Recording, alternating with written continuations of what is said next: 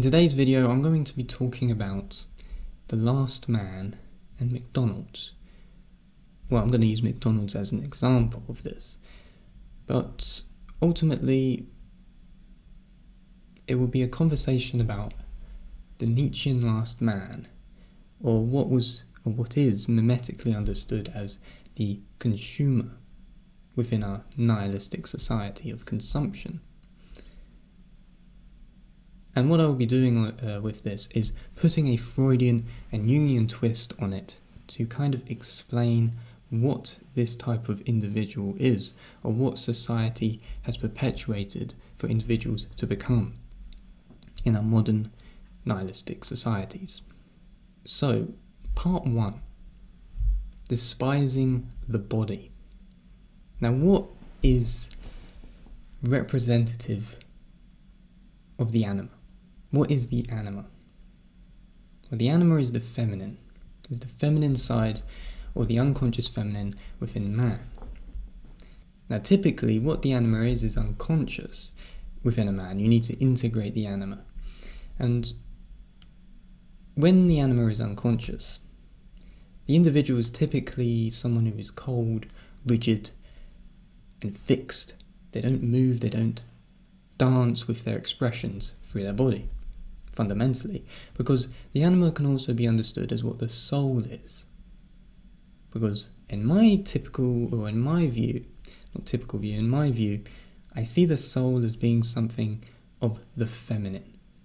It is the embodiment or the integration of the mind and the body in complete harmony, if you will, where the expression of the body is in accordance and in a line with the mind, so that through interaction with other people, it expresses itself with empathy, with compassion, with creativity. Now, when we look at the last man, in the Nietzschean sense, or the consumer in the mimetic sense, they are the complete opposite of having an integrated anima. The anima is unconscious. Now, why is that? Well, because they are a consumer. What is a consumer? It is the opposite of a creator. And the creator is someone who has integrated that anima, someone who is creative, someone who has that element of, what would you call it, animation. That's what the anima is someone being animated, someone who can demonstrate their expression upon the world, and they can manifest their expression in different forms, ultimately with people and within our own lives. That is what the anima is. So take an example of something like a skyscraper. What is a skyscraper? A modern skyscraper has been built on the psychic intent, or built upon the psychic energy of a very rigid, cold and fixed reality of the masculine. Because when you look at a skyscraper, the ugliness of a skyscraper, you do not think that there is any element of soul within it. There is no soul, it is soulless. When you look at a skyscraper, it is boring, it is bland, it is there standing in phallic intent, demanding itself into the sky, but there is nothing soulful about it. It is not beautiful, but it has that masculine principle of intent and direction. It goes up for one singular principle, which is for whatever the business that owns it is, whatever it is. And this immovable, rigid structure is the same in the sense of what the consumer or the last man is. They are immovable, they are rigid. They do not embody themselves at all. They don't manifest their mind with their body. It is completely lobotomized. The reality is completely lobotomized into the mind. There is nothing in association with the body.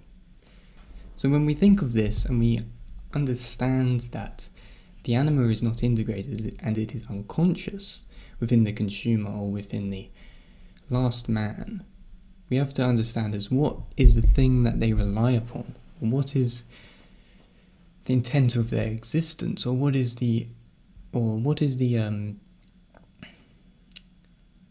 what part of them demands energy or demands existence? And what you could say is that they rely on the Freudian id in the sense of instincts. Their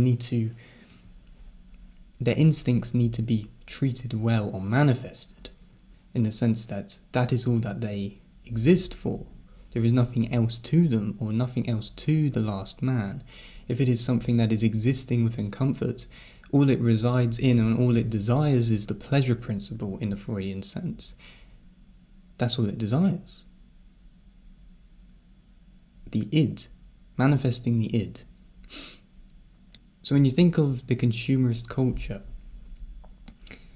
which is based on what you could say pleasing the id or pleasing the basic instincts, we can understand that the consumer in itself, as it is not living for anything else, as it is not existent or has not integrated its anima or its feminine side of soul and animation, that all it exists for is its basic drives, then all it tends to is the alleviation or the accomplishment of those drives and the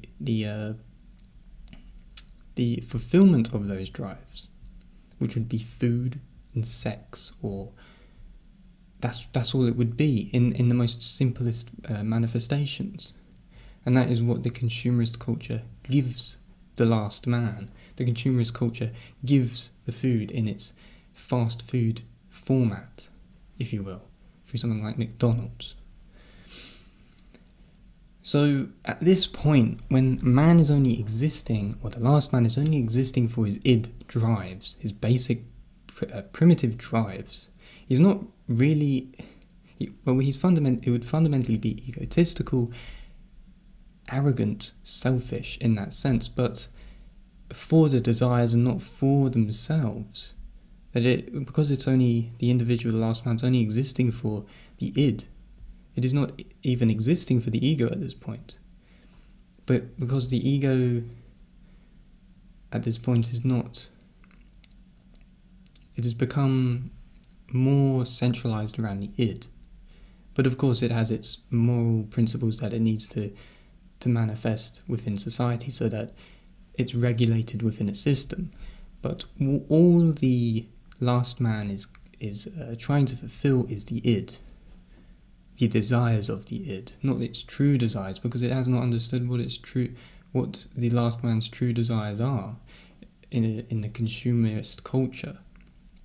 Or the consumer, the mimetic individual, does not understand what it actually desires, because it hasn't integrated the anima, it hasn't integrated the soul aspect, has not become well integrated.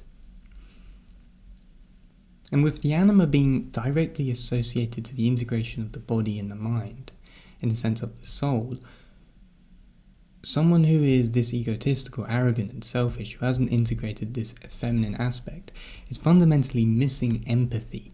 They have no form of empathy. And when you have no form of empathy, you don't have any moral code fundamentally.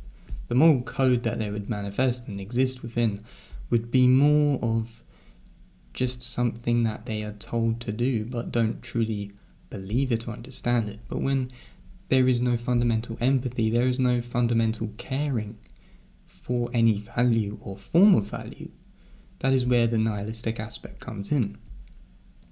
But when there is no empathy from the animal, because the animal is unconscious, there is no value in seeing anything else more valuable or more necessary than the id drives, because the id drives are just primitive. They just need to be fulfilled. And that's where the consumerist culture helps to take on its necessary part to do so. But what it leaves behind is a nihilistic individual, or the last man, who stands for mediocrity, or what can be seen as being mediocre, because that's what Nietzsche says. The last man exists and accepts mediocre performances, because it doesn't have any empathy or value for anything. And this leads on to part 2, which is the idea of codependency. Now, in the sense of Freud's Oedipus complex, that is a definition of codependency between the child and the mother. But what we have here in the sense of consumerism, or the consumer, is a codependency but being an Oedipal adult. There is a codependency between themselves and this other motherly image of comfort, which is preceding their stagnation, of not escaping that paradigm of nihilistic consumption. And what that is, and we can bring in some examples here, because think of a guy, he's driving to McDonald's, right? Or think of one of the consumers, they're driving to McDonald's, they always go to McDonald's every single day. They always get the same order. What is the car in this instance a metaphor of? It's a metaphor of some sort of mechanical fetus. You know, it is the individual existing within this little ball, basically, a movable ball that moves around depending on, you know, what it wants, who's ever existing in the car. And the consumer, whose only intent is to consume, drives to McDonald's, goes to the drive-through because he's so lazy he can't actually be bothered to get out of the car to go into the actual fast food restaurant. So he just goes to the drive-through and he gets his order. But then what he does is he reaches out, like, you know, like in that famous painting, I can't remember the name of it, but like Adam reaching out to God. You know, he reaches out to get his order, to receive it from the mother, basically, which is McDonald's at this point. And what is that a symbol of, or what is that a metaphor of? It's a metaphor of the connection between the infantile child and the giving mother, which would be the umbilical cord, or the umbilical cord. And this is interesting because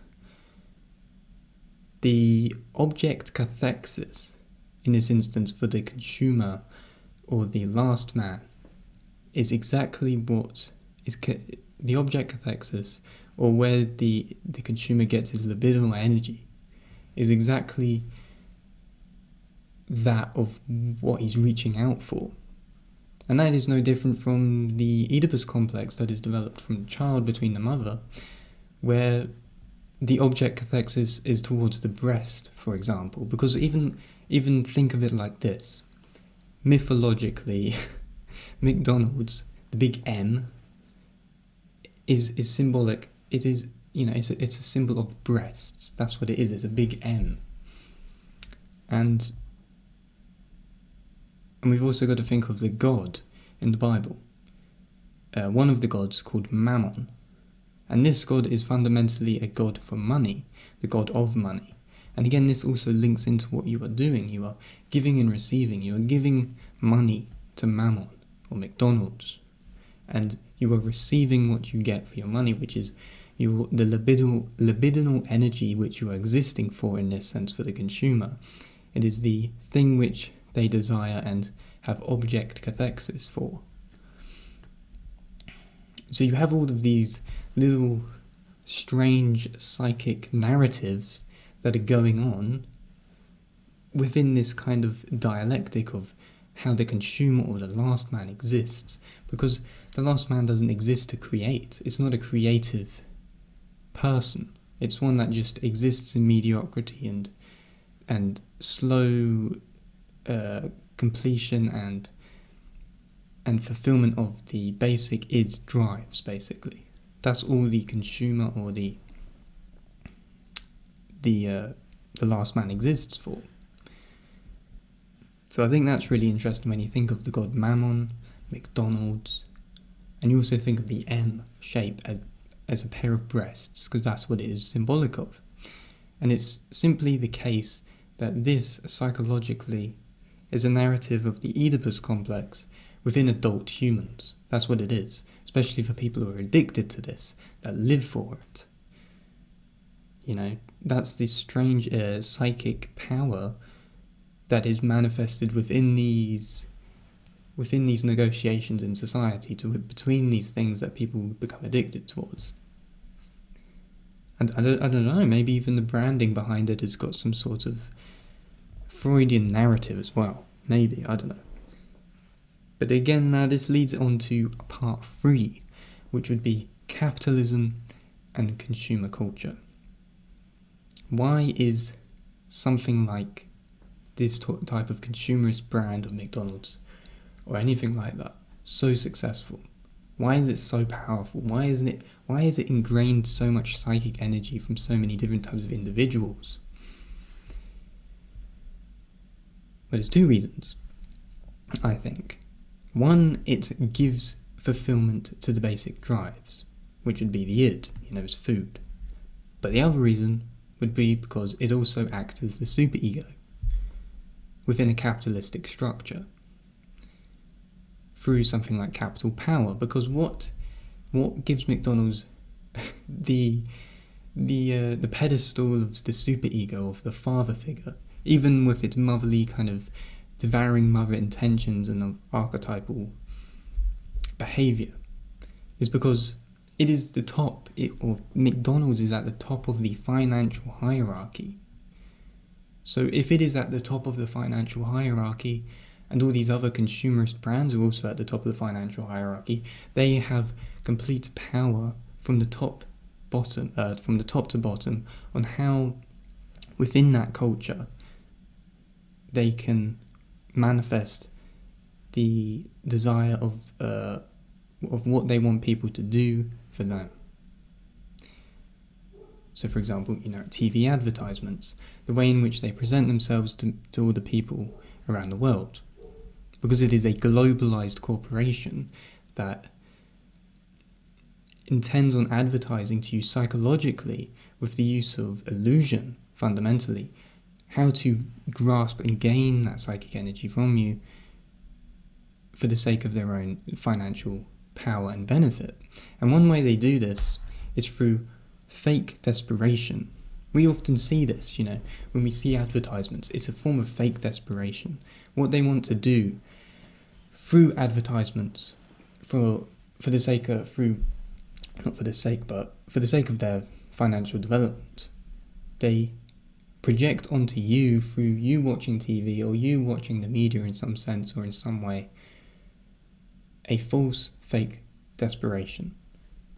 You see the advertisements of the Big Mac burger and how it's, falling apart, and, you've got the condensation coming down the Coke can, and the crispy the crispy bread, and all the cheese is running out because it's melting and it just looks delicious and all this, and it's massive, but it's actually something really small when you go and buy it. It's this fake desperation, because you would only perceive food in that desperate way when you are actually starving and in insufferable amounts of pain, when you want to actually eat something. Other than that, you would never perceive food in such a way. So it's a form of fake deception, or fake desperation, which they paste onto your identity through watching the TV or watching the advertisement, so that you think that is what you want, when it isn't. It's just an illusion. So that is fundamentally what the last man is, and how the last man exists. It's a consumer. It's nothing much more than that. Someone who accepts mediocrity, but is also fundamentally nihilistic, because they don't see any value in anything, because they have no empathy for anything. And they have no empathy because they haven't integrated the anima. And they haven't integrated the anima means that they have no ability to be creative, because they have no soul, or they are soulless in a sense. So yeah, in the Jungian sense, that is what is, and in the Freudian sense as well, that is what is existent. But you need to also think of the pleasure principle and the death instinct. The death instinct and the pleasure principle is also something that comes into play here, because which is interesting because I see the death instinct and the pleasure principle as being tied together in a strange way. You know, the same way that you have the fact that eroticism and sadism is linked together. You know, you've got the pleasure principle and you've got the death instinct as well. They're both linked in a strange way. And you can see this in something like the film Seven, where, you know, the first murder by the antagonist is through gluttony of forced eating or whatever it is. I can't remember what the movie is now, but the guy dies out of gluttony because he's eaten so much. Even when you have people who fall into depression, they go to food. They sometimes go to food in this kind of weird sense of kind of pleasure but also death instinct because they're depressed. So it's like, oh, I'll eat all this food because, you know, why not? I feel sad and miserable, and I want to feel as much pleasure as possible, if you will, through my taste or through eating things or eating foods that are unhealthy. But then you've also, behind that, you've got some weird kind of death instinct drive going on as well, because, or thanatos instinct, because the element of depression is putting them into that situation, which is very strange. So, and it's also, you know, similar to eros, thanatos, love and hate. It's the same thing. It's not the same thing, but it's that there's this weird connection between the two, because sometimes what you hate can become what you love, and what you love can become what you hate. So there's this very strange connection.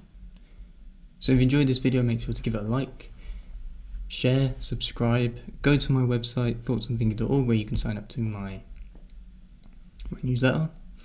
And yeah, because what I'm planning on doing is making an exclusive video membership for people who are fans of this channel, because I want to create an exclusive, more intimate kind of a community where people pay a certain amount of money to get more in-depth videos that are more informative and better than the ones I have up here. And I want to kind of turn the channel into a place where I'm just doing open mic-ish, if you know what I mean, videos where I'm just speaking off the top of my head.